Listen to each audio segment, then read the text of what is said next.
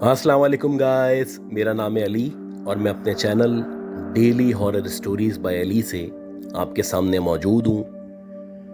मैं उम्मीद करता हूँ आप लोग दुनिया में जहाँ पे भी मौजूद हैं खैरियत से हैं, खुश हैं और आपकी ज़िंदगी बहुत ही अच्छी गुजर रही है।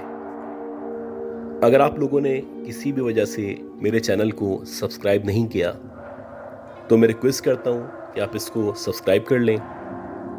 हो सके तो उसको अपने सर्किल में, अपने दोस्तों में शेयर करें।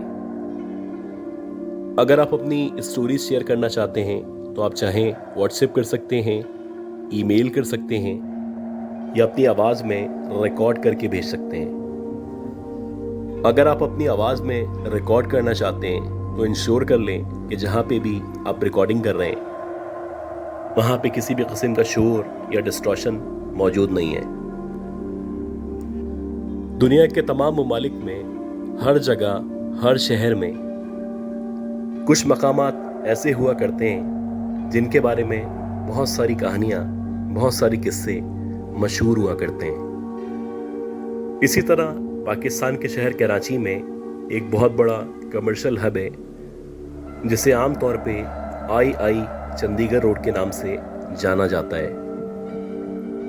आई चंडीगढ़ रोड पे एक बिल्डिंग मौजूद है जिसके बारे में हम पिछले 30 या 40 सालों से बहुत सारे खौफनाक किस्से, बहुत सारी कहानियाँ और बहुत सारे अफसाने सुनते चले आ रहे हैं। मैं आपको उस बिल्डिंग का नाम बताना चाहता हूँ। उस बिल्डिंग को आमतौर पे सुर्ख बिल्डिंग, लाल हवेली या फिर पिंक बिल्डिंग के नाम से जाना जाता है।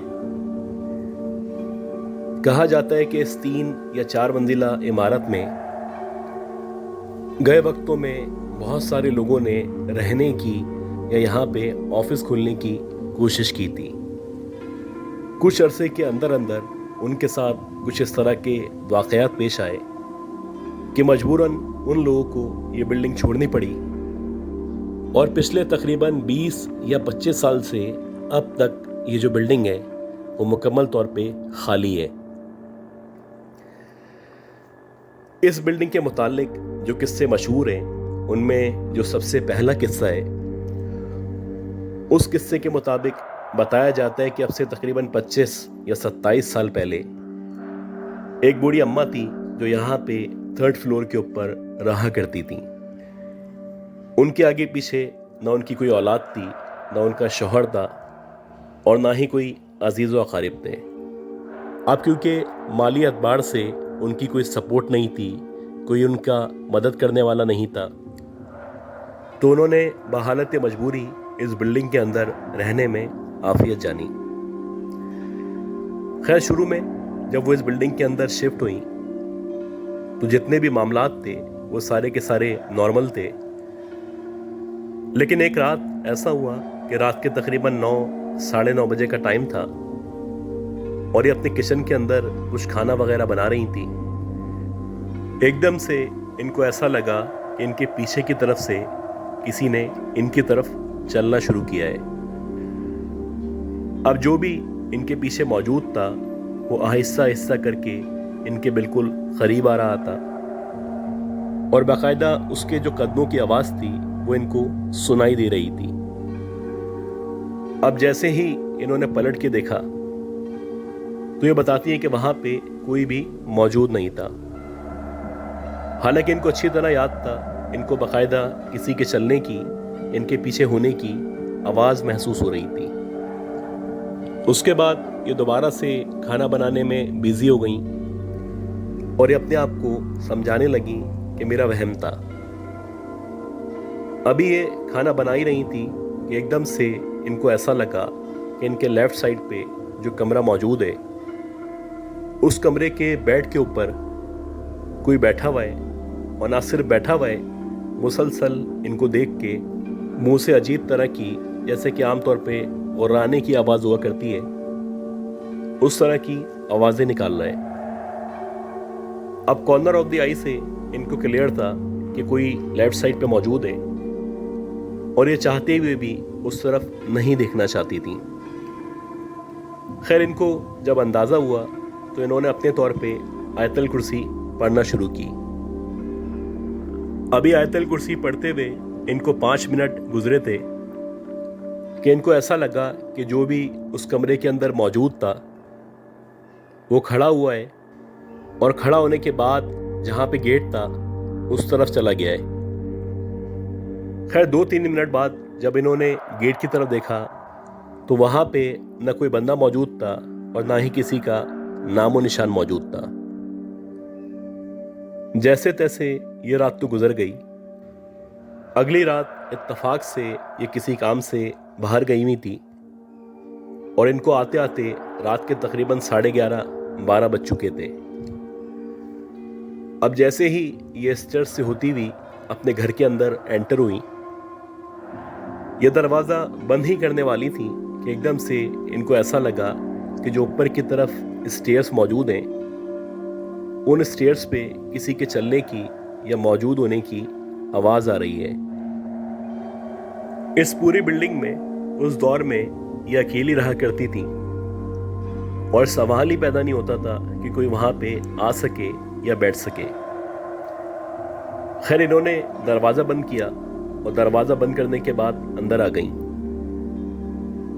15-20 मिनट गुजर चुके थे और इस दौरानिये में इनको बार बार महसूस हो रहा था कि कोई ना सिर्फ स्टेयर्स पे बैठा हुआ है बल्कि वहाँ पे बैठ के कुछ गुनगुना रहा है या कुछ अजीब सी आवाज़ है जो निकाल रहा है।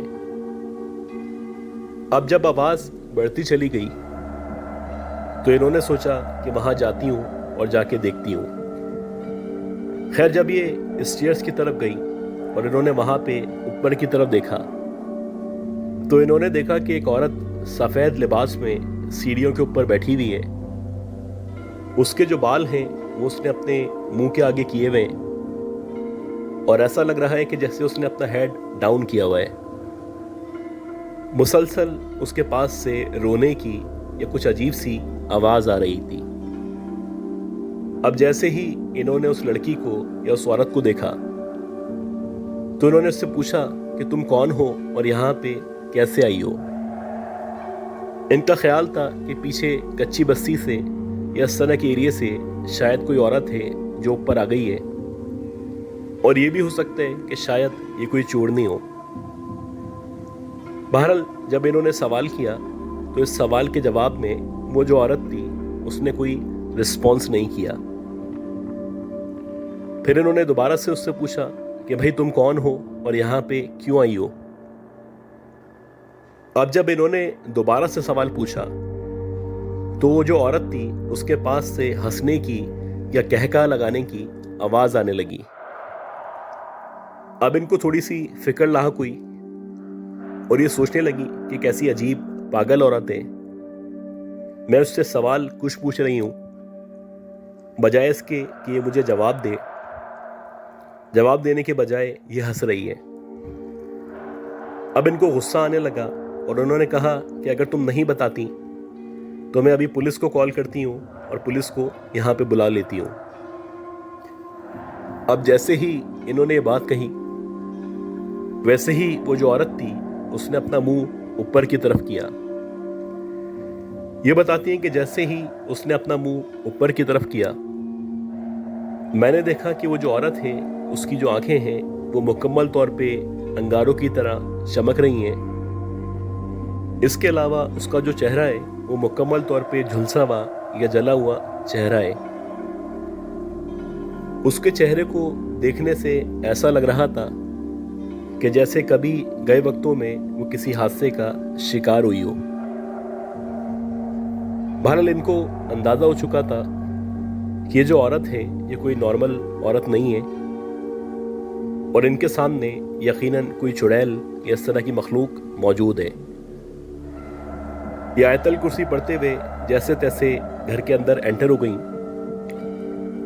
और ये बताती हैं कि तकरीबन रात के 3 बजे तक मुसलसल इनको उस औरत के रोने की या करहाने की आवाज आती रही। इसी तरह इस बिल्डिंग के बारे में कहा जाता है कि तकरीबन 20 साल पहले एक साहब थे जो साहिब हैसियत थे। उन्होंने यहाँ पे एक ऑफिस खोला था ये जो ऑफिस था ये बहुत ज़्यादा बड़ा ऑफिस नहीं था।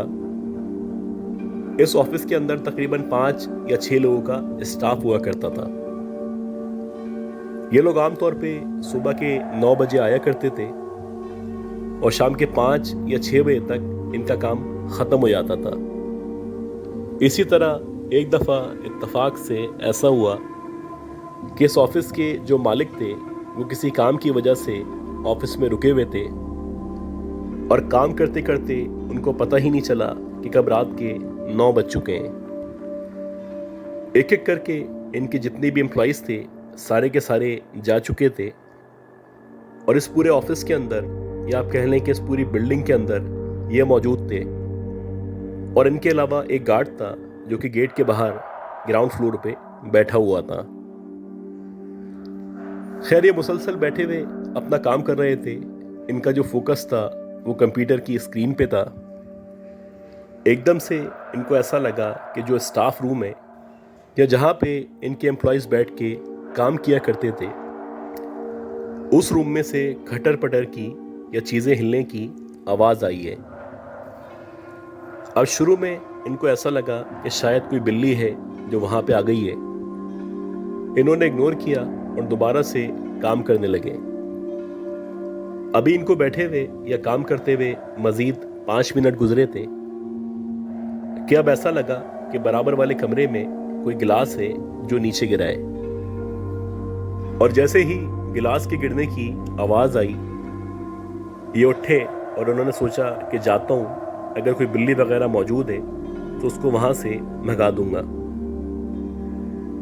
ये जैसे ही उस रूम के अंदर एंटर हुए तो उन्होंने देखा कि वहाँ की लाइट्स बंद हैं, लेकिन जो सबसे आखिर में सबसे पीछे कंप्यूटर रखा हुआ है वो कंप्यूटर ऑन हुआ है और उस कंप्यूटर की लाइट में या उसकी रोशनी में जब उन्होंने गौर किया तो इन्होंने देखा कि इनका एक एम्प्लॉई जो अब से तकरीबन 2 घंटे पहले घर जा चुका था वो वहाँ पे बैठा हुआ है और मुसलसल कंप्यूटर की स्क्रीन पे देख रहा है। अब उसको वापस ऑफिस के अंदर देख के ये बड़े हैरान हुए और ये सोचने लगे कि भला आखिर ये कब आया है। अभी अपने आप को समझा रहे हैं हो सकता है मैं काम में बिजी था, ये दरवाज़ा खोल के अंदर आ गया हो। कुछ देर तक ये वहाँ पे खड़े रहे और उसके बाद इन्होंने उससे पूछा कि आबिद तुम वापस कब आए।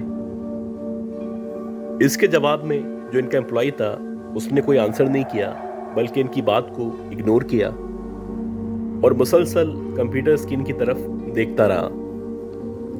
अब जब उसने कोई जवाब नहीं दिया, कोई रिस्पॉन्स नहीं किया तो इनको बुरा लगा। ये बोलने लगे कि मैं तुमसे पूछ रहा हूं तुम कब आए और यहाँ पे क्या कर रहे हो। अब जैसे ही इन्होंने दोबारा से उससे सवाल किया तो एकदम से वो खड़ा हुआ और खड़ा होने के बाद कुछ अजीब सी जबान में इनको कुछ कहने लगा। अब ये जो जबान थी इससे पहले ना ये जबान इन्होंने सुनी थी ना इस जबान के बारे में ये कुछ जाना करते थे। आज जब उसका ये हाल देखा या उसको अजीब सी जबान में इन्होंने बात करते हुए देखा तो एकदम से इनका पारा चढ़ गया, इनको गुस्सा आ गया और ये कहने लगे कि अगर तुमने मेरी बात नहीं मानी या मेरे सवाल का जवाब नहीं दिया तो कल से इस ऑफिस में आने की ज़रूरत नहीं है। यह कहने के बाद ये मुड़े और वापस अपनी सीट पे आके बैठ गए। तकरीबन 10 मिनट तक ये अपना काम करते रहे और जब 10 मिनट के बाद भी वो एम्प्लॉई बाहर नहीं निकला या उसने इनकी बात का जवाब नहीं दिया तो ये मज़ीद चिढ़ गए और मज़ीद चिढ़ने के बाद ये खड़े हुए और उन्होंने सोचा कि इसी वक्त इसको यहाँ से निकाल देता हूँ। अब जैसे ही ये वापस उस रूम के सामने आए तो इन्होंने देखा कि इस रूम के अंदर ना वो एम्प्लॉय मौजूद है ना ही उसका कोई नामो निशान मौजूद है। अब ये देख के ये सकते में चले गए। इनकी समझ ही नहीं आ रहा था कि इनके साथ हुआ क्या है। तकरीबन 10 से 15 मिनट तक ये अपनी सीट पे बैठे रहे और बिलाखिर जब इनकी हालत नॉर्मल हुई तो ये ऑफिस से बाहर निकले और बाहर निकलने के बाद इनको सुकून महसूस हुआ। अब जैसे तैसे ये रात गुजर गई और अगले दिन जब ये ऑफिस आए और उस दौरानिए में जबकि सारे के सारे एम्प्लॉय मौजूद थे, इन्होंने उस एम्प्लॉय से पूछा कि कल रात में तुम क्या वापस ऑफिस आए थे? ये सुनने के बाद वो कहने लगा कि सर, मैं वापस क्यों आऊँगा? ना मुझे कोई काम था, ना मुझे आपने कहा था। अगर आप मुझे कहते तो यकीनन मैं वापस आ जाता। अब ये सुनने के बाद इनको अंदाज़ा हो चुका था कि यहाँ पे जो मामलात हैं वो नॉर्मल नहीं हैं। इसी तरह 3 या 4 दिन मज़ीद गुजरे और उसके बाद भी इत्तफाक से ये इस ऑफिस के अंदर अकेले मौजूद थे। रात के तकरीबन 8 साढ़े 8 बजे का टाइम था और इनको बहुत ज़्यादा थकन महसूस हो रही थी। अब क्योंकि ऑफिस के जो भी एम्प्लॉयज़ हैं या ख़ास तौर पे टी बॉय, ये सारे के सारे 6 बजे तक चले जाया करते थे, तो जब इनको थकन महसूस होना शुरू हुई, इन्होंने सोचा कि नीचे जो चौकीदार मौजूद है उसको बोलता हूँ ताकि वो मुझे चाय ला के दे दें। अब इन्होंने ऊपर से चौकीदार को कॉल की या आवाज़ दी। इत्तफाक से वहाँ पे जो चौकीदार था वो उस वक्त मौजूद नहीं था। ये दोबारा से आके बैठे और काम करने लगे। इसी दौरानिए में तकरीबन 10 या 15 मिनट मज़ीद गुजर चुके थे और ये वेट कर रहे थे कि जैसे ही चौकीदार की आवाज़ आएगी या वो ऊपर आएगा, मैं उससे कहूँगा कि एक चाय ला के दे दो। अभी ये इस बारे में सोच ही रहे थे कि एकदम से बराबर वाले कमरे से, जो कि एम्प्लॉयज़ का कमरा था, इनको ऐसा लगा कि दोबारा से वहाँ पे किसी के हंसने की या किसी के शोर करने की आवाज़ आ रही है। अब पहले तो इन्होंने इग्नोर किया क्योंकि इनके साथ जो रिसेंट पास्ट में वाकया पेश आया था वो इनको याद था। थोड़ी देर तक ये इग्नोर करते रहे, लेकिन उसके बावजूद मुसलसल आवाज़ें आ रही थी। बिलाखिर इन्होंने आयतुल कुर्सी पढ़ी। आयतुल कुर्सी पढ़ने के बाद जब ये उस कमरे के अंदर एंटर हुए तो बज़ाहिर ऐसा लग रहा था कि वहाँ पे न कोई मौजूद है और ना ही किसी का नामो निशान मौजूद है। अब जैसे ही ये वापस पलटे तो इनकी नज़र अपनी टेबल पे पड़ी।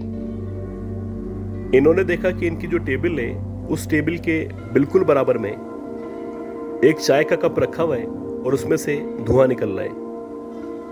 अब जब इन्होंने दोबारा से उस कप पे गौर किया तो उस कप के अंदर चाय मौजूद थी और ऐसा लग रहा था कि किसी ने अभी अभी गरम गरम चाय ला के रखी है। अब ये देखने के बाद इनके होश उड़ चुके थे। इनको समझ ही नहीं आ रहा था कि इनके साथ इस ऑफिस में क्या होना शुरू हो चुका है। बहरहाल इन्होंने आगे पीछे देखा और उसके बाद खिड़की से बाहर की तरफ झांका।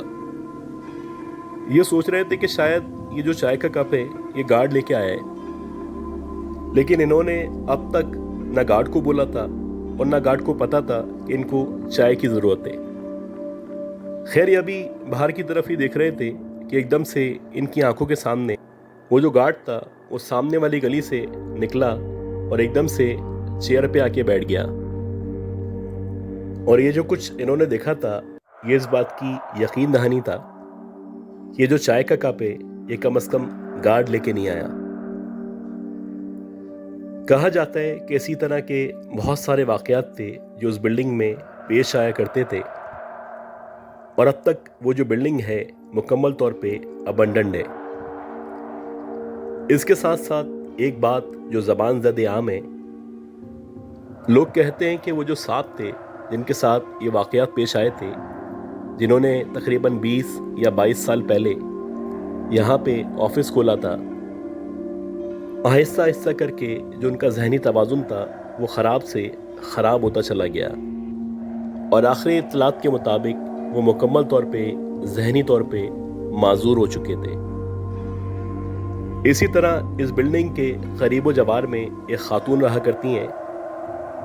उनसे जब इस बिल्डिंग के बारे में पूछा गया तो उन्होंने यही कहा कि अक्सर औकात में, ख़ासतौर पे रात के 2 या 3 बजे, इन लोगों ने, बल्कि बहुत सारे मोहल्ले वालों ने विटनेस किया है कि इस बिल्डिंग के अंदर एक औरत वाइट कलर के ड्रेस में छत के ऊपर वॉक किया करती है।